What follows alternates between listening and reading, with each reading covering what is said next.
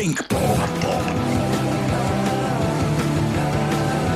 I don't need to be that front man or anything. You know? I'd rather be a little part of something cool than a big part of something that sucks. Originally, you come from the desert in California. That's true. That's true. And how did this? And your music also wasn't a bit connected to that. It was very slow.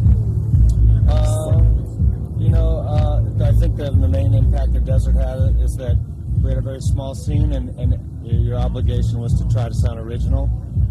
And we played outside a lot, so to try to be heavy outside, you have to really make it very heavy, and I think there's a lot of open space, and there's time to take a walk and keep walking, and then get lost, and then die out in the desert. What music was there around when you were young?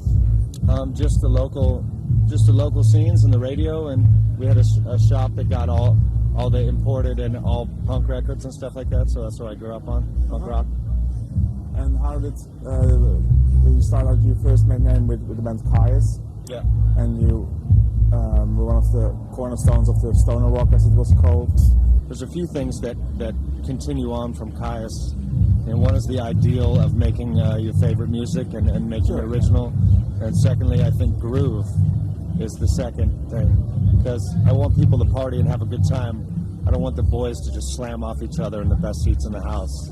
If you want to do that, just go to a gay bar and dance. Yeah, and groove is also very important with the queens, isn't it? Oh yeah, it's got to be sweet enough for the chicks and tough enough for the guys. Is that what you have in mind?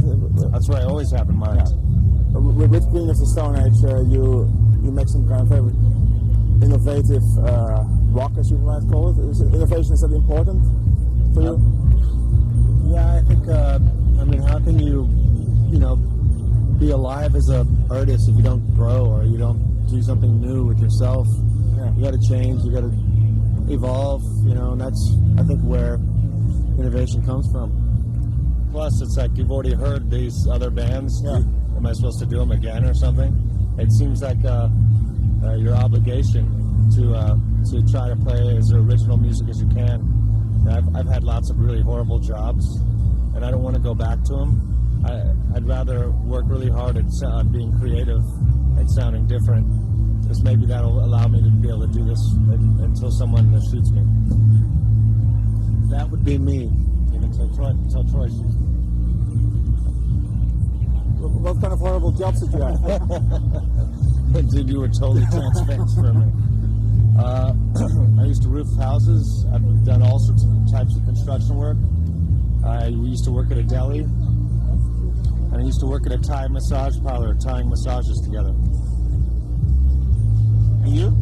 I delivered flowers to headstones in graveyards. And I telemarketed office supplies. You get on the phone, you call an office, and you say, hey, guess what? You just won a free pen. How about 16 boxes of toner for your copy machine? That is a good job, though. That job kicks ass. Do you still go back to the desert? Yeah, I live there. You live there, still live there? I live in Los Angeles and in Joshua Tree. Okay, you combine? Well, I just do a lot of driving, which is, the American way. And it's a good way to relax or to fall back on?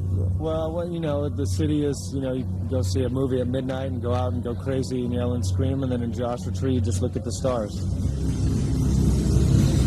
Jazeker, ik sta er onwaarschijnlijk al over neer te gaan. Want ik praat al over Queens of the Stone Age. Maar ik zei al, horen en zien vergaat je. Ik kon mezelf niet meer horen denken. Dus dan ga ik mijn kamer buitenbeeld in gesprek met de Queens of the Stone Age. Zojuist een fijn moment, de zanger die iemand uitgebreid uitschold vanwege een kleine matpartij in het publiek. En hij zei, if you wanna fight, why don't you go to a gay bar? Denk daarover na, de ondertiteling volgt later. We gaan nu alsnog en eindelijk live naar Queens of the Stone Age op Pinkpop 2003.